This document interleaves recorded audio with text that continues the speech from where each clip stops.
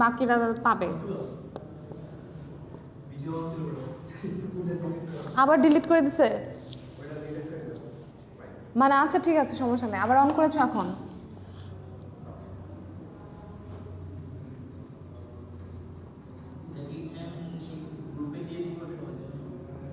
কি কি গ্রুপে দিব?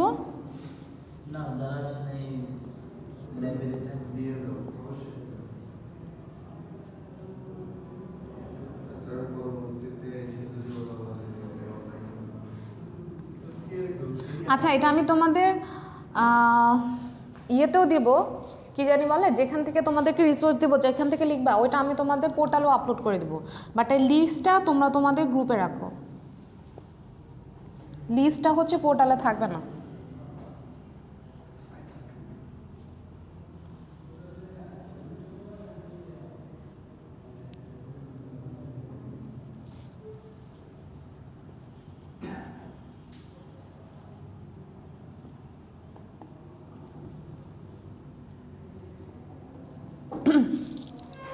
পাঁচটা এক্সপেরিমেন্ট থাকবে। ফার্স্ট এটা হচ্ছে স্টাডি অন হ্যান্ড টুলস বা প্লাম্বিং টুল, তারপর হচ্ছে study on lathe machine, study on metal joining process, study on steam generating unit কিংবা boiler, study on SI engine. এই হচ্ছে পাঁচটা আমার ল্যাব রিপোর্ট, তোমাদেরকে যেটা সাবমিট করতে হবে। এখন দেখো, প্রথম তিনটার জন্য আমি না না না না এটা পুরা সেমিস্টারের, ভুলে যাবো দেখে আমি আগে বলে রাখতেছি আর কি। এই তিনটার জন্য আমি তোমাদেরকে ডিরেক্ট স্লাইড দিয়ে দিব, ঠিক আছে? তোমরা ওইখান থেকে আমি যে যে পয়েন্টগুলো পিক আপ করবো ওগুলো লিখবা। আর লাস্টের যে দুটো আছে না, study on steam generating unit বা বয়লার, আর আরেকটা হচ্ছে স্টাডি অন এসআই ইঞ্জিন, এই দুটো হচ্ছে আমরা আমাদের ক্লাসের যে স্লাইড দিব না, ক্লাস লেকচার, ক্লাস লেকচারেই তোমরা পেয়ে যাবা, ঠিক আছে? বয়লারের স্লাইডটা থেকে boiler study on steam generating unit লিখবা, আর ইঞ্জিনের স্লাইডটা থেকে স্টাডি অন এসআই ইঞ্জিন লিখবা। বুঝে গেছে? আচ্ছা, এখন আমি কি তোমাদেরকে আজকে একটা দিয়ে দিব? ঠিক আছে, একটা দিয়ে দিই, তোমরা লিখতে থাকো একটু একটু করে। ঈদের ছুটিতেও তাহলে কাজে লাগাতে পারবা যদি কেউ কাজে লাগাতে চাও আর কি, ঠিক আছে?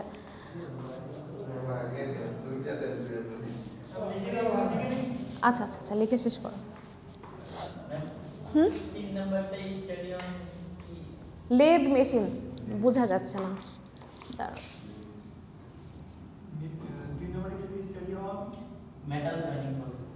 মেটাল জয়নিং প্রসেস বা হচ্ছে হলো ওয়েল্ডিং।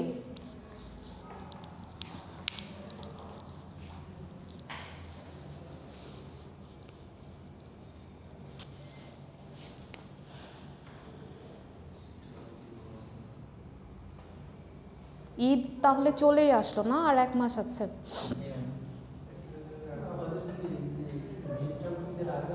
হ্যাঁ হ্যাঁ, দুইটা বা একটা পরীক্ষা ঈদের আগে হবে। 7টা সাবজেক্ট একদিনে, মানে দুইটা আগে হয়ে যাবে, আর এদের পরে এক সপ্তাহে দুইটা, আরেক সপ্তাহে 3টা।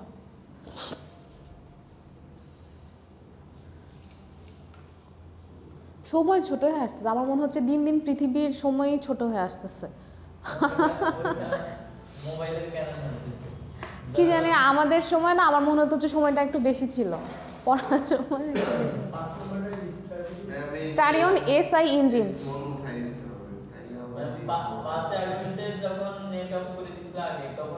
দিনটা কত লম্বা ছিল না, আর দিনে অনেক রকমের। আমার মনে হয়েছে কি যে করোনার সময়ে যেমন হচ্ছে, আপনাদের কেমন গেছে জানি না, ওই যে 2 মাস 8 দিন না 3 মাস লকডাউন ছিল না, তখন অনেক দিন পর মনে হয়েছে কি যে আব্বু আম্মু ভাই বোন এদের সাথে সময়টা আবার ছোটোবেলার মতো করে কাটাতে পারছে। আপনাদের এমন হয়েছে কিনা জানি না, যে সবাই ঘরে, কিংবা মনে করেন যে যাদের হয় যে বাবার সাথে সম্পর্ক হয় কি, আমাদের যত বড় হয়ে আস্তে আস্তে সম্পর্কটা একটু ফেড আপ হয়ে যায় না, বাবার সাথে কেমন একটা সম্পর্কটা কেমন একটা ধুলা জমে যায়, দূরত্ব তৈরি হয়ে যায়। কিন্তু আমার মনে হচ্ছে কি যে ওই করোনার ওই সময়টার পরে আব্বুর সাথে, আমার যেহেতু আর ভাই বোন নাই তো আমি তো একাই, কিন্তু তারপর আমার হয়েছে যে আব্বুর সাথে আবার ছোটোবেলার মতো হয়ে গেছে সম্পর্কটা, বা আব্বুর সাথে আম্মুর যে সম্পর্ক বা ভাই বোনের যে সম্পর্ক, ঘুম থেকে উঠে সবাই একসাথে উঠতেছি, একসাথে নাস্তা করতেছি, একসাথে দুপুরে খাচ্ছি, হ্যাঁ বিকালে আবার সব ছেলে মেয়ে ভাই বোন সবাই মিলে কিছু না কিছু রান্নাবান্না করতেছে, কারণ ভাইদের তো আর কাজ নাই, ভাইরা তো আর বের হতে পারতেছে না, সবাই মিলে রান্নাবান্না করতেছে। তো ওরকম, হ্যাঁ সবারই মানে হয়েছে কি যে একটু টানাটানি তো সবারই গেছে, কারণ কারোই তো হলো চাকরি ছিল না তখন, বা সবারই তো অফ ছিল। হ্যাঁ, তো ওরকম আবার ওই 5 আগস্টের সময়, যে আগস্টের আন্দোলনের সময় 5 দিন না 4 দিন হচ্ছে নেট বন্ধ, তখনও দেখলাম যে আসলে অনেক কাজ করা গেছে।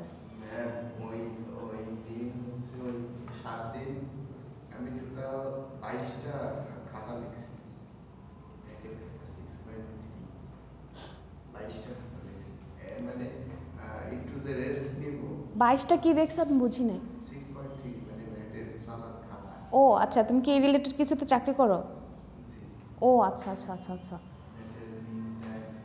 হ্যাঁ হ্যাঁ হ্যাঁ হ্যাঁ, মানে তাহলে তোমার এফিসিয়েন্সি বেড়ে গেছে না, মোবাইল যেহেতু নাই এখন তো কাজ ছাড়া আর কোনো কাজ নাই, ওই এফিসিয়েন্সি বেড়ে গেছে। 7 দিনে ম্যাম হচ্ছে 25,000 টাকা ইনকাম করছে। তো চিন্তা করো, মানে যদি কেউ কাজে লাগাতে চায় তাহলে তো ভালোই কাজে লাগছে।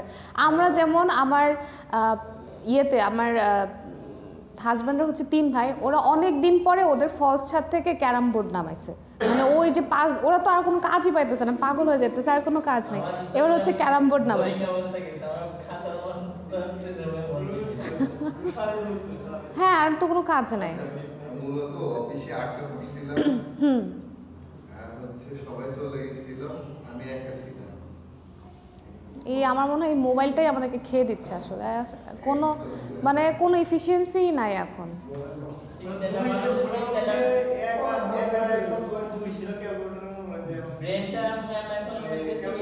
ব্রেনটা বসে গেছে। হ্যাঁ হ্যাঁ হ্যাঁ, আসলে এটাও ক্যালকুলেটরে করে। হ্যাঁ,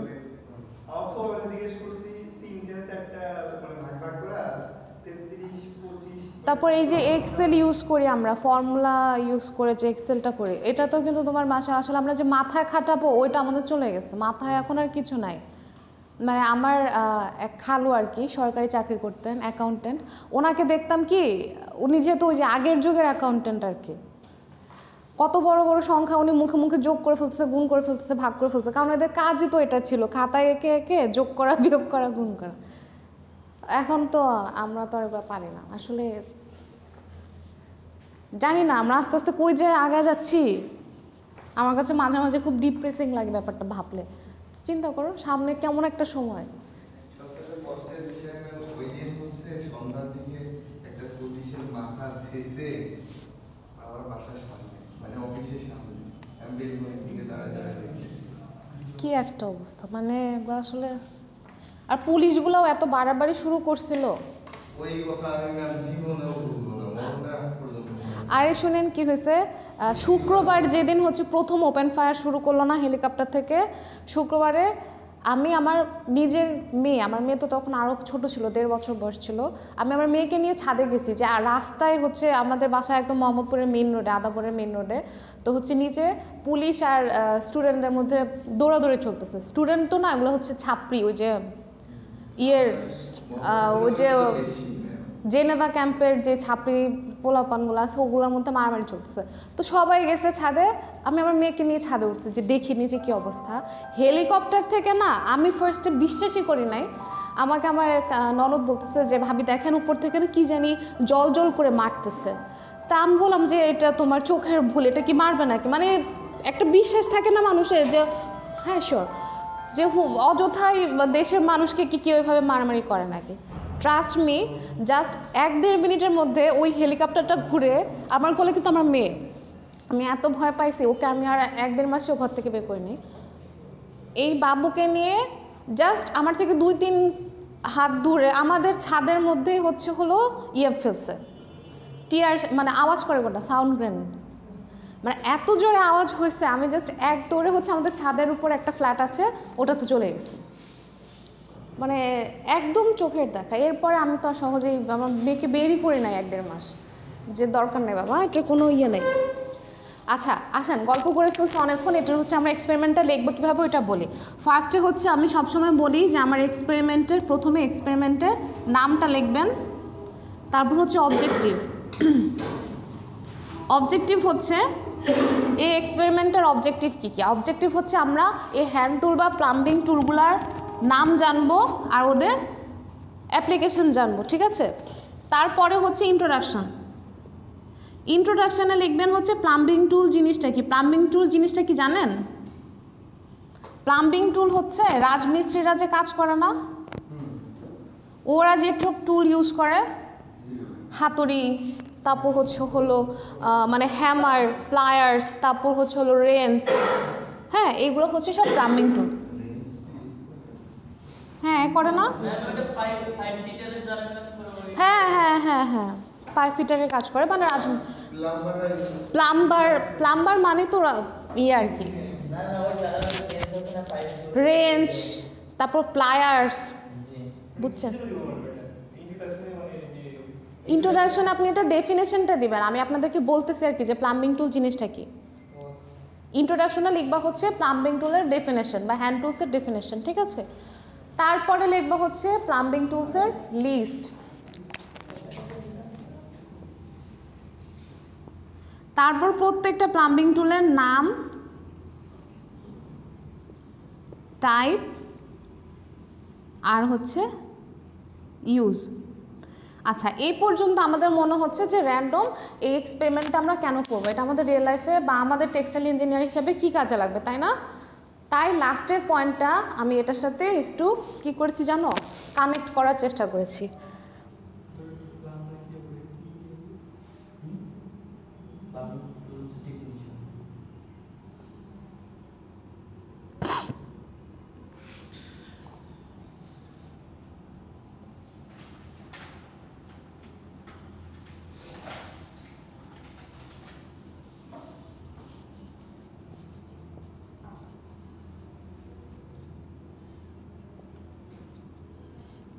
এবার আমরা একটু যোগ করলাম যে প্লাম্বিং টুল আমাদের কি মেনটেন্যান্সের সময় কাজে লাগে না? স্ক্রুড্রাইভার, প্লায়ার, রেঞ্চ টেন্স এগুলো মেশিনের মেনটেন্যান্সের সময় গার্মেন্টস ফ্লোরে। তো এখন হচ্ছে তোমরা এটার সাথে একটু কানেক্ট করে দিলাম যে এটার অ্যাপ্লিকেশনটা কি, ঠিক আছে? এই প্যারাটা নিজেদের মতো করে লিখবা, কি কি কাজে লাগে। হ্যাঁ হ্যাঁ হ্যাঁ, তোমরা কি আমার ইন্টেনশনটা বুঝছো? আবার বলতেছি প্রথম থেকে, দাঁড়াও। আর একদম লাস্টে লিখবো হচ্ছে কনক্লুশন। প্রথমে আমরা লিখবো এক্সপেরিমেন্টাল নাম, স্টাডি অফ প্লাম্বিং টুলস বা হ্যান্ড টুল। তারপরে আমরা লিখবো অবজেক্টিভ। অবজেক্টিভটা হবে প্লাম্বিং টুলগুলোর নাম জানা, তারপরে এগুলার ইউজ সম্পর্কে জানা। ইন্ট্রোডাকশনে লিখবা হচ্ছে এটার ডেফিনেশন, প্লাম্বিং টুল জিনিসটা কি। তারপর হচ্ছে লিস্ট অফ প্লাম্বিং টুল। লিস্টে আমরা কী কী লিখবো, স্লাইড দিয়ে দেবো, সব কিছুই আছে। স্ক্রুড্রাইভার আছে, হ্যামার আছে, রেঞ্চ আছে, প্লায়ার্স আছে, হ্যাঁ। তারপর হলো তোমার হ্যাকসো আছে না, হ্যাকসো আছে, হ্যাঁ, উডেন আছে। সো এরকম অনেকগুলো, মেজারিং ট্যাপ আছে, হ্যাঁ।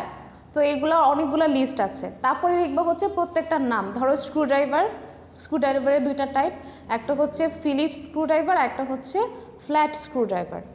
আর এটার কাজ, স্ক্রুড্রাইভার কী কাজে ইউজ করা হয়, এরকম করে সবগুলোর নাম, টাইপ আর কাজ লিখতে হবে। তারপরের প্যারাটায় লিখবা হচ্ছে application of plumbing tools in maintenance of production floor, ঠিক আছে? জেনারেলি আমাদের অন্যান্য মেশিনের মেনটেন্যান্সে তো তেমন লাগে না, ওই সুইং প্রোডাকশন ফ্লোরেই লাগে, হ্যাঁ, সুইং মেশিনগুলোর মেনটেন্যান্সের জন্য। হ্যাঁ মানে বড়গুলোতে ওভাবে না দিলেও হবে, জাস্ট হচ্ছে সুইং মেশিনের মেনটেন্যান্সের জন্য আমরা কিন্তু ইউজ করি, প্লায়ার্স ইউজ করি, পাইপ কাটার ইউজ করি, তারপর হচ্ছে স্ক্রুড্রাইভার তো অনেক মাস্ট, স্ক্রুড্রাইভার তো লাগেই, রেঞ্চটা লাগে হচ্ছে ঘুরায় ঘুরায় খোলার জন্য, প্লায়ার্সও লাগে, তারপর হলো এগুলাই। আর হ্যামার ট্যামার, হাবি জাবি, হ্যাকসো ট্যাক্সো। কনক্লুশন, আরে ভাই আমার লেখা বাজ, এটা তো বুঝছি, এভাবে লাস্টে কনক্লুশন শেষ, একটা এক্সপেরিমেন্ট শেষ। এখন আমরা থিওরিতে চলে যাব আবার। মুছে দিব? আচ্ছা, থিওরিতে হচ্ছে তোমাদের লাস্ট দিন আমি 2 নাম্বার স্লাইডটা পড়েছিলাম, আজকে 1 নাম্বার স্লাইডটা ওপেন করো।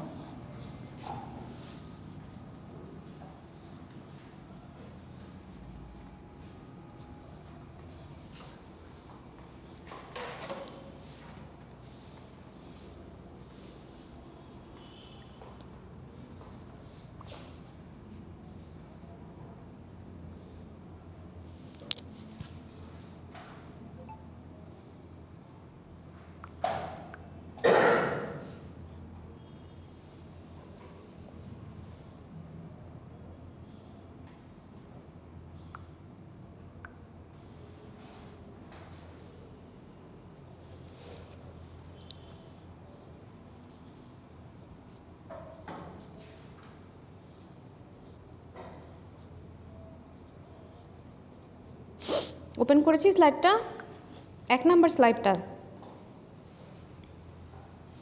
লেকচার 1।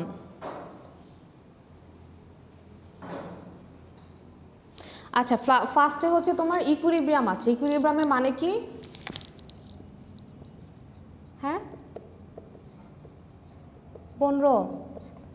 ইকুইলিব্রিয়ামের মানে কি? সাম্যাবস্থা। সাম্যাবস্থা পড়েছি না আমরা ছোট থাকতে? সো ইকুইলিব্রিয়ামটা হলো এই স্লাইডে দেওয়া আছে যে ইকুইলিব্রিয়ামের স্টেটে যাওয়ার জন্য আমার কয় টাইপের ইকুইলিব্রিয়াম অর্জন করতে হবে। একটা হচ্ছে মেকানিক্যাল ইকুইলিব্রিয়াম, তারপর হচ্ছে থার্মাল ইকুইলিব্রিয়াম, কেমিক্যাল ইকুইলিব্রিয়াম, আর একটা হচ্ছে ফেজ ইকুইলিব্রিয়াম। এগুলো একদম ইজি দুইটা স্লাইড, এটা দেখো। এগুলা বুঝানোর তেমন কিছু নাই, আমি করব হচ্ছে লাস্টে ম্যাথ আছে, ম্যাথটা দেখব।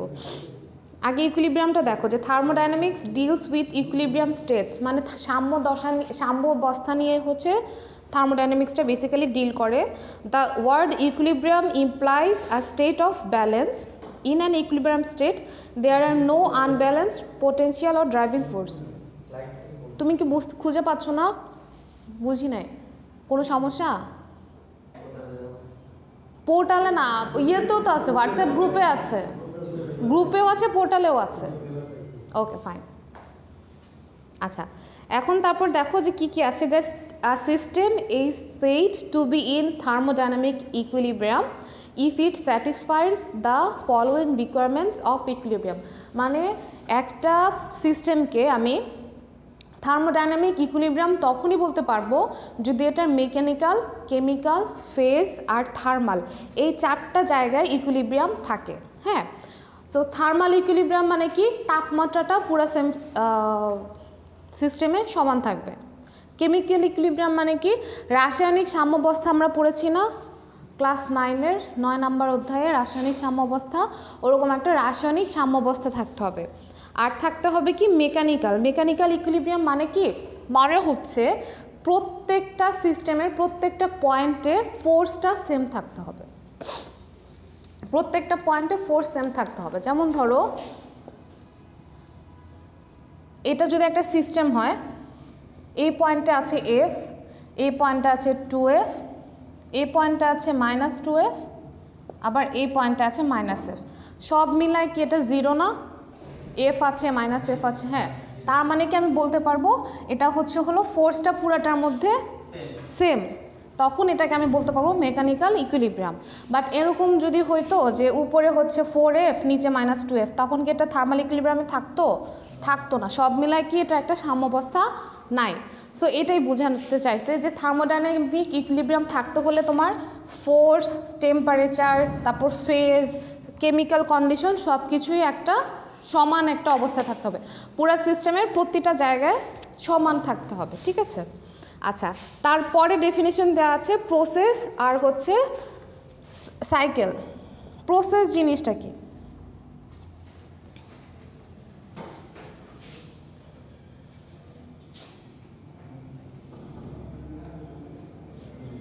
আচ্ছা, প্রসেস মানে তো প্রসেস, এটা তো আমরা জানি। প্রসেস মানে হচ্ছে প্রসেস, তাই না আমাদের কাছে?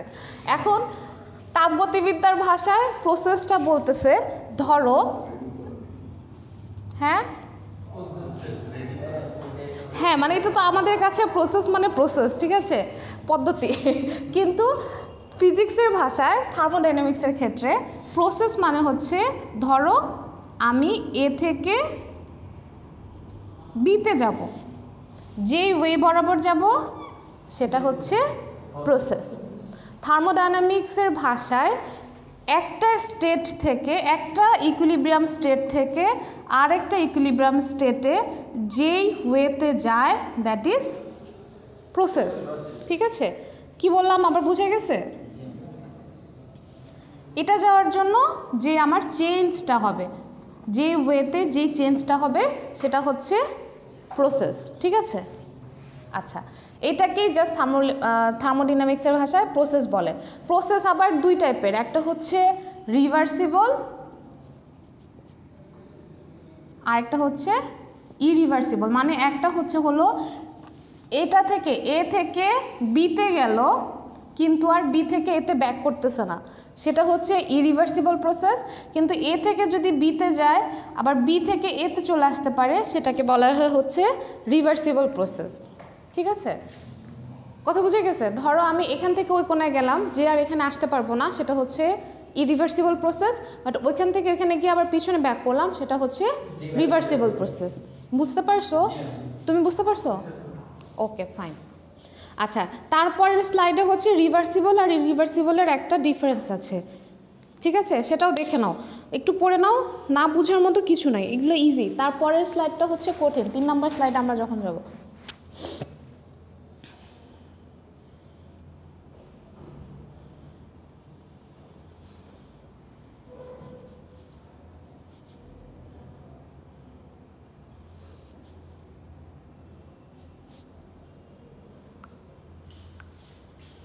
আমারই কি এত গরম লাগতেছে নাকি তোমাদেরও গরম লাগতেছে?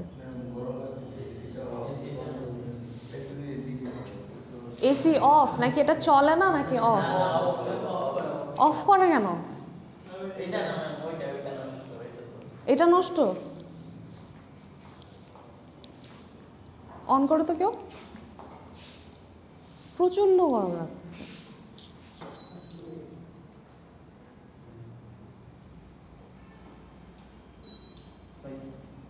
ষোলোতে দিও না, ষোলোতে আবার হঠাৎ করে গরম থেকে এত ঠান্ডা দিলে সমস্যা। 22 এরকম দিয়ে রাখো,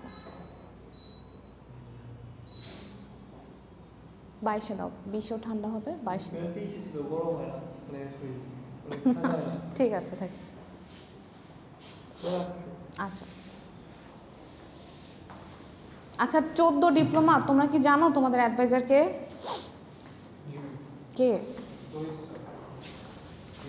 আমি।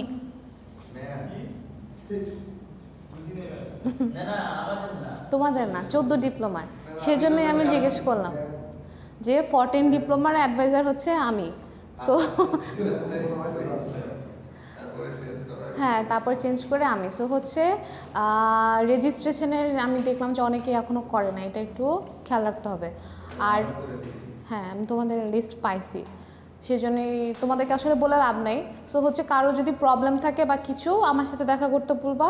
আর যারা রেজিস্ট্রেশন করে না, একটু বলবা যে দ্রুত রেজিস্ট্রেশনটা করে নিতে। হ্যাঁ, কারো যদি কোনো প্রবলেম থাকে যে কোনো সাবজেক্টে, what ever the problem is, আমার সাথে কনসাল্ট করতে বলবো।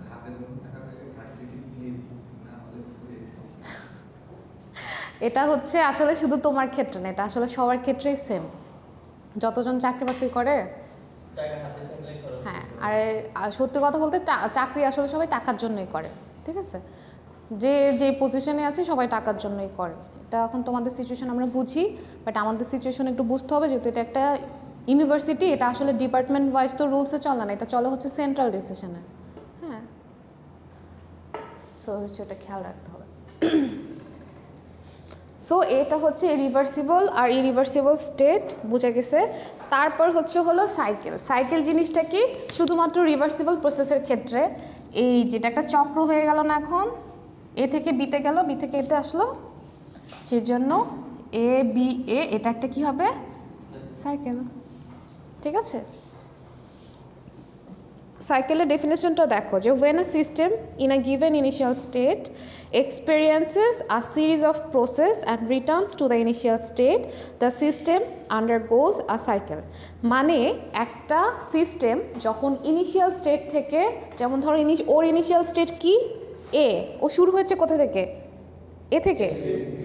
ওর ইনিশিয়াল স্টেট থেকে ও কই গেল?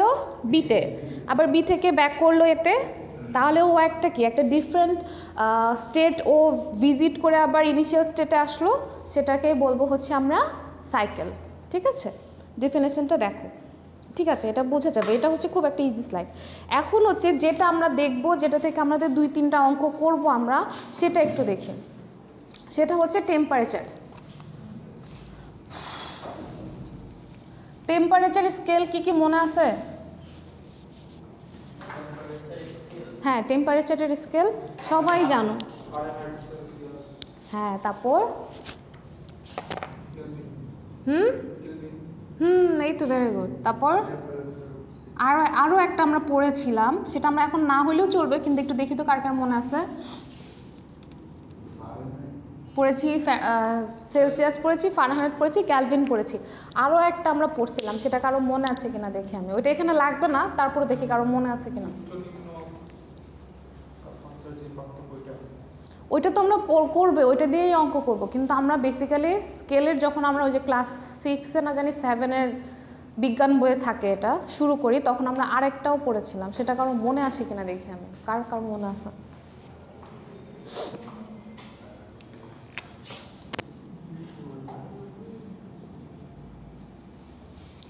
রোধের একটা স্কেল ছিল, রেজিস্ট্যান্স, আর দিয়ে মনে আছে? Resistance thermometer.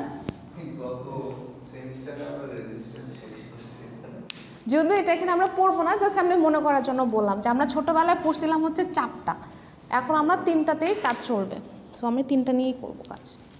আচ্ছা, এখন থার্মোমিটারের যে সূত্রটা, সেটা কি কারো মনে আছে? সূত্রটা কি ছিল? যে temperature minus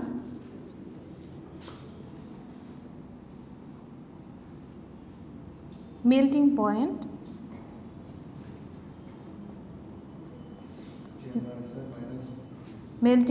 divided by boiling point minus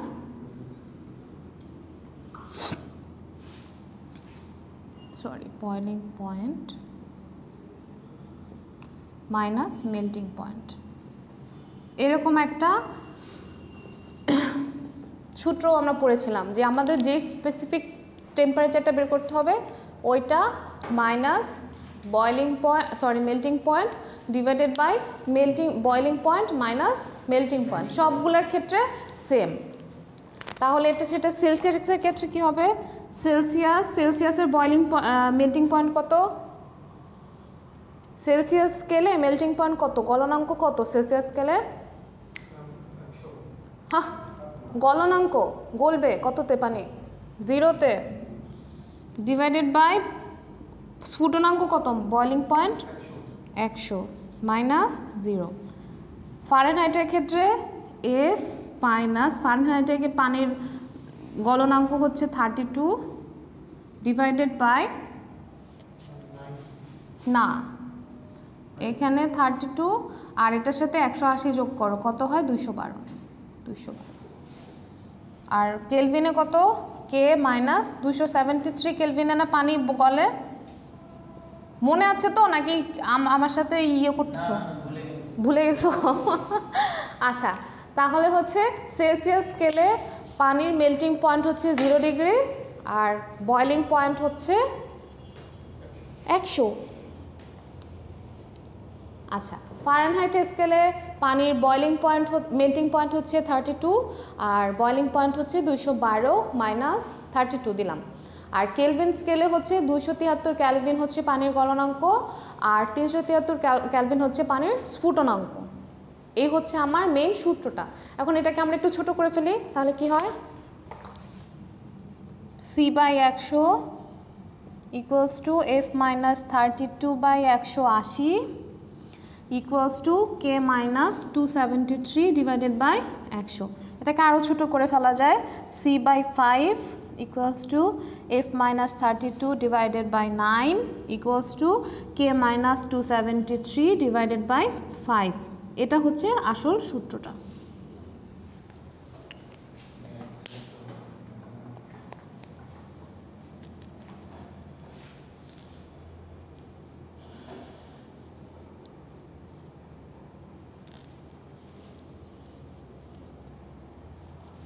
আমি এত দ্রুত কথা বলি, আমি যখন আমার নিজের ক্লাসের ভিডিওগুলো দেখি আমার নিজেরই খুব বিরক্ত লাগে যে আমি এত দ্রুত কেন কথা বলি।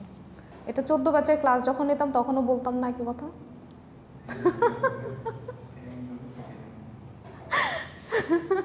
ট্রেনের মতো চলে, আমি যখন কথা শুরু করি ট্রেনের মতো চলতেছে তো চলতেছে। ওই যে আমি যে একটানা কথা বলতে থাকি, মনোযোগ তো আনতেই হবে।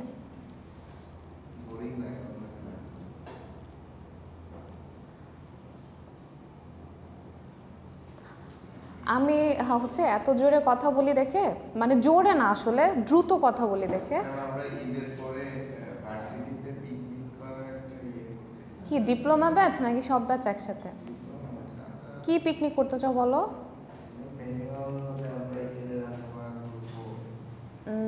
রান্না বান্না করবা? জায়গা, এটার কি জায়গা পেয়েছো? মানে কোথায় রান্না করবা?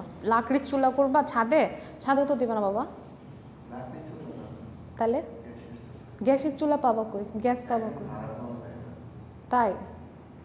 আচ্ছা, যদি তোমরা নিজেদের মধ্যে ম্যানেজ করে করতে পারো, মানে বোরিং লাগতেছে, কিছু একটা ইন্টারেস্টিং করতে চাও সেটা, আচ্ছা করো, সবার সাথে কথা বলে তারপর জানাও।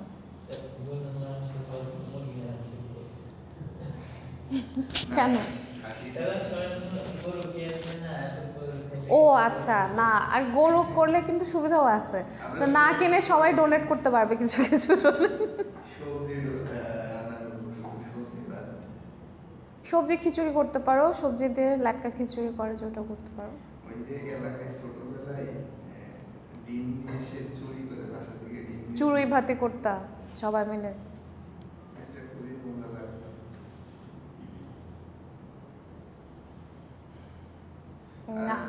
আমরা তো ঢাকায় আমরা করতাম হচ্ছে টি পার্টি, ওইটা হচ্ছে একটু মডার্ন ভার্সন আর কি। কে রে ফোন চালায়? কে? তোমার? চিন্তা করো না, তোমাকে বলি না, এই যে ওই যে এটা। আচ্ছা ওকে ফাইন। ওর চেহারাটা আমার একটা কাজিনের মতো, ছোটোখাটো। তোমার?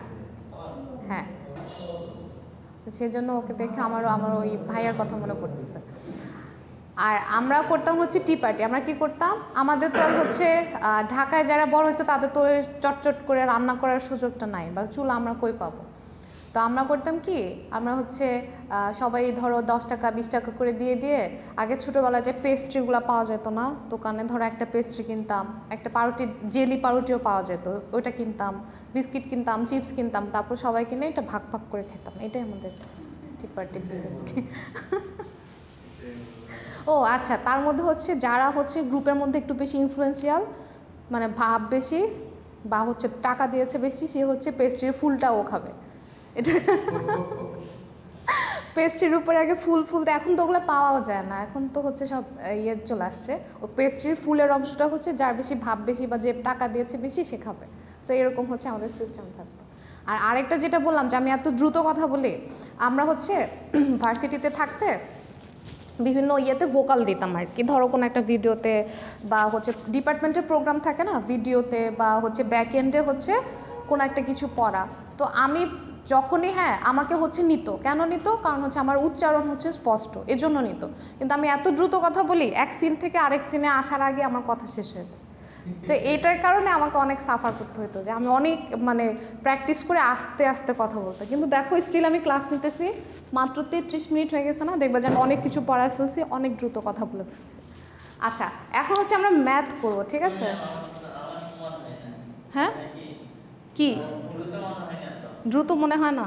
কিন্তু আসলে অনেক দ্রুত কথা বলি, কারণ হচ্ছে আমার এক একটা আলাদা আলাদা শব্দ বোঝা যায়, বুঝছো?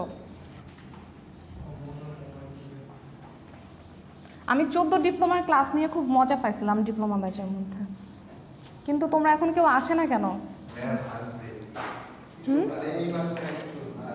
ও আরও কমে যাবে। ওই মেয়েগুলা কোথায়? মোনা তোকে তো দেখছি, আর বাকি 2টা মেয়ে ছিল না? হবিগঞ্জ থেকে আসে যে একটা মেয়ে, চলে গেছে। পড়াশোনা করবে না? ও কি শান্তা? আরেকটা মেয়ে ছিল না? না, 3টা মেয়ে না ছিল, ওইটাও চলে গেছে। আচ্ছা, শান্তা মেয়েটা কেন চলে গেল? আমাদের ডিপ্লোমা সেক্টরে মেয়েদের আমরা কমই পাও, কিন্তু শান্তা মেয়েটা তো ভালো ছিল পড়ার সময়। আচ্ছা, এখন আমরা টুকটাক এখান থেকে ম্যাথ করব। কি টাইপের ম্যাথ করব? ধর আমি যদি ফার্স্টে শুরু করি যে কত ডিগ্রি সেলসিয়াস বা ফারেনহাইট আর হচ্ছে সেলসিয়াসের টেম্পারেচার সমান হবে। কি বললাম অঙ্কটা বুঝছো? কত টেম্পারেচারে এই দুইটা সমান হবে, মানে C = F হবে। কত ডিগ্রি টেম্পারেচারে সেলসিয়াস আর ফারেনহাইটের তাপমাত্রা সমান হবে। তাহলে আমরা অঙ্কটা করি। বুঝে গেছে অঙ্ক? তো প্রশ্নটা বুঝছো? আচ্ছা, তাহলে সি মানে সি এর জায়গায় এফ এর জায়গায় এখন আমি সি লিখতে পারি না? পারি তো?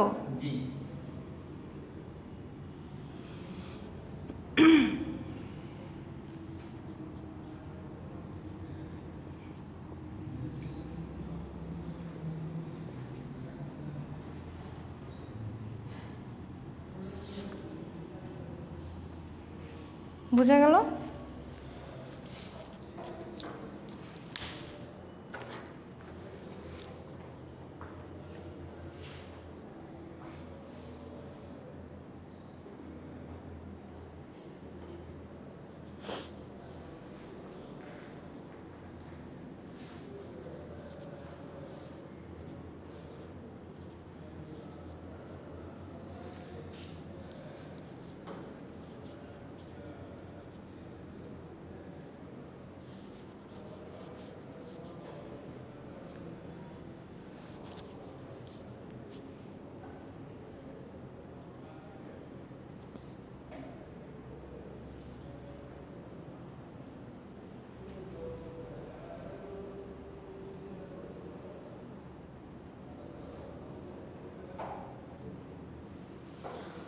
আচ্ছা, এটা থেকে আরেকটা কিছু একদম একটা ইজি ম্যাথ করা যায়। ধরো আমি যদি 2 নাম্বারের একটা অঙ্ক দিতে চাই, হ্যাঁ 2 নাম্বারের অঙ্ক দিতে চাইলে কেমন করে অঙ্ক দিব?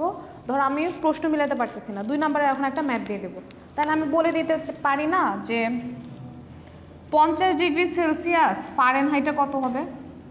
টেম্পারেচার যদি 50 ডিগ্রি সেলসিয়াস হয়, ফারেনহাইটের টেম্পারেচারটা কত হবে? পারা যাবে? কিভাবে পারা যাবে বলি। তুমি সি এর জায়গায় কত বসাবা? 50। তারপর তুমি এই ফর্মুলাটা বসাই দিবা, উপরে থাকবে 10, 90 প্লাস 132 যোগ হবে। পারা যাবে না? আচ্ছা, সেম করো তো 65 ডিগ্রি সেলসিয়াস ফারেনহাইটে কত? আর ফারেনহাইটে হচ্ছে 150 ডিগ্রি ফারেনহাইট, সেলসিয়াসে কত? এই দুইটা করো। জাস্ট হচ্ছে একটা থেকে একটা কনভার্সন, মানে এগুলো হচ্ছে 2 মার্কসের ম্যাথ আর কি। ধরো যদি আমি অনেক সময় হয় না যে 2টা মার্কস মিলাতে পারতেছি না, তখন হচ্ছে এরকম 2টা বা একটা ম্যাথ দিয়ে দেবো।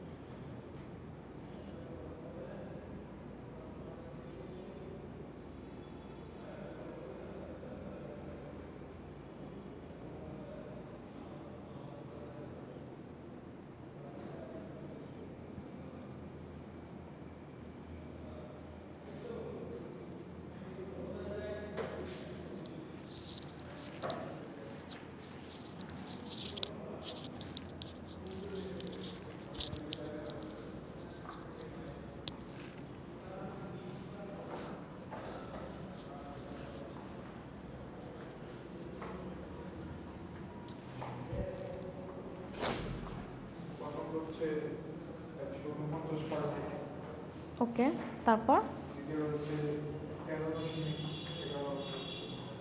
আচ্ছা সবার কি মিলছে ওর সাথে?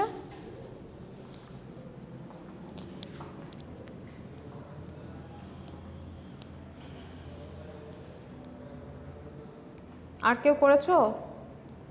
দেখো তো মিলে কিনা।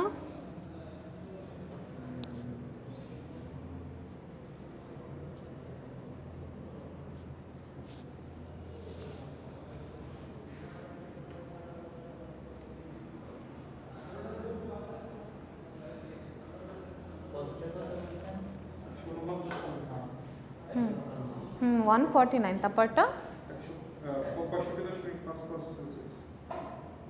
65.5 ডিগ্রি সেলসিয়াস। দেখো পরেরটা হয়েছে কিনা।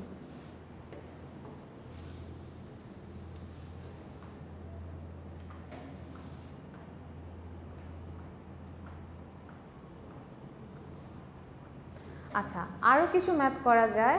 ধরো আমরা যদি বলি যে কত ডিগ্রি সেলসিয়াস বা কত ডিগ্রি ফারেনহাইটে দুইটার ডিফারেন্স হবে 4 বা 5, মানে হচ্ছে আমরা একবার কি করেছি যে c = 5 দিয়ে করেছি না? এখন সেম ম্যাথটাই যদি আমরা আবার এরকম করি, মানে আমি তোমাদেরকে টাইপ বলতেছি আর কি, এই টাইপের অঙ্ক আসতে পারে, তোমরা জাস্ট লিখে রাখো, এগুলো হচ্ছে বাসা থেকে করে নিয়ে এসো। এটা c = সরি আমি বললাম কি দুইটার ডিফারেন্স 4, 5, 10 এরকম দিয়েও কিন্তু আমরা ম্যাথ করতে পারি। এখানে জাস্ট কি ছিল, c = 5 দিয়ে আমরা এই ফর্মুলাতে বসাই দিছি। এখন আমরা কি করব, c ± 4 মানে হলো c আর এটার মধ্যে c = ধরো f ± 4, f থেকে 4 ডিগ্রি আমি বলেছি ব্যবধান, কথাটা বুঝতে পারছো? মানে হচ্ছে অঙ্কটা একটু আগে ছিল যে কত, হ্যাঁ তাপমাত্রা কত হলে সেলসিয়াস আর ফারেনহাইট সমান হবে। এখন আমি বলেছি যে তাপমাত্রা কত হলে সেলসিয়াস আর ফারেনহাইটের ব্যবধান 4, 5, 10। জাস্ট কি করবা, একটু আগে যখন ইকুয়াল বসাইছি ওখানে ± 4 বসাবা, একবার হিসাব করবা +4 দিয়ে, একবার হিসাব করবা -4 দিয়ে, তাহলে যত টেম্পারেচার আসে সেটাকে আমরা এখন করে দেখি একবার। এগুলো থেকে কিন্তু একটা অঙ্ক আসবে, আমি এত টাইপের অঙ্ক করাচ্ছি মানে হচ্ছে একটা পরীক্ষায় আসবে। ওকে, কি বলছি আমি, সেলসিয়াস হচ্ছে ফারেনহাইট আর সেলসিয়াসে ±4 এর ব্যবধান।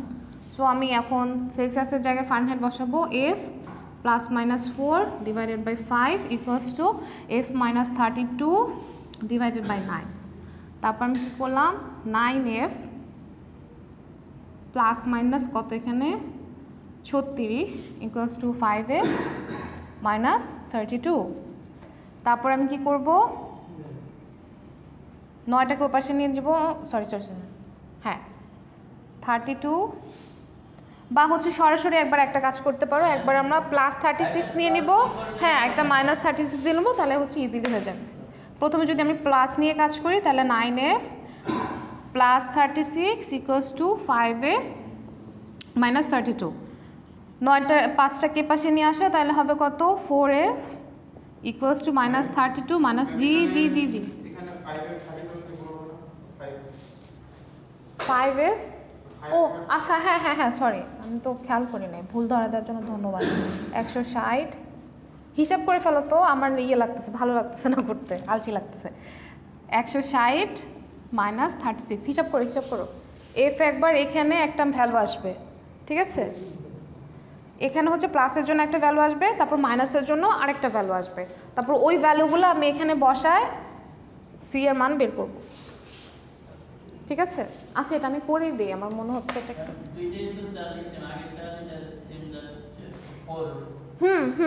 ম্যাথ সেম, ফর্মুলা সেম, খালি আমি ওখানে আগে বলছি যে কোনো ডিফারেন্স নেই, আর এখানে আমি বলছি 4 ডিফারেন্স, 4 বেশিও হতে পারে 4 কম হতে পারে, সেজন্য আমি প্লাস মাইনাস নিয়েছি।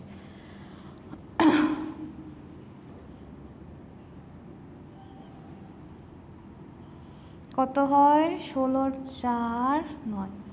তো প্লাস ভ্যালু নিয়ে ফারেনহাইটের ভ্যালু আসে -49। ওকে ফাইন, তারপর ওগুলো ওইখানে ভ্যালু বসাই দিলে -31 আসবে। আচ্ছা ঠিক আছে, তারপর ওইখানে হচ্ছে দুইটা আলাদা আলাদা ভ্যালু পাওয়া যায়। ওকে, সো এই টাইপের ম্যাথস পারা যাবে না।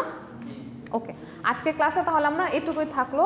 নেক্সট ক্লাসে আমাদের কিন্তু অলরেডি তাহলে 2টা স্লাইড পড়ানো হয়ে গেছে, 3 নাম্বার স্লাইডটা আমরা পড়াবো, 2-3 সময় লাগবে, তারপরে পরীক্ষার আগে 3টা ক্লাস পাবো। 3 নাম্বার ক্লাসে আমরা বয়লার ধরব। ওকে, আচ্ছা ঠিক আছে। ওকে, দ্যাটস অল ফর টুডে। হয়েছে তো সবার?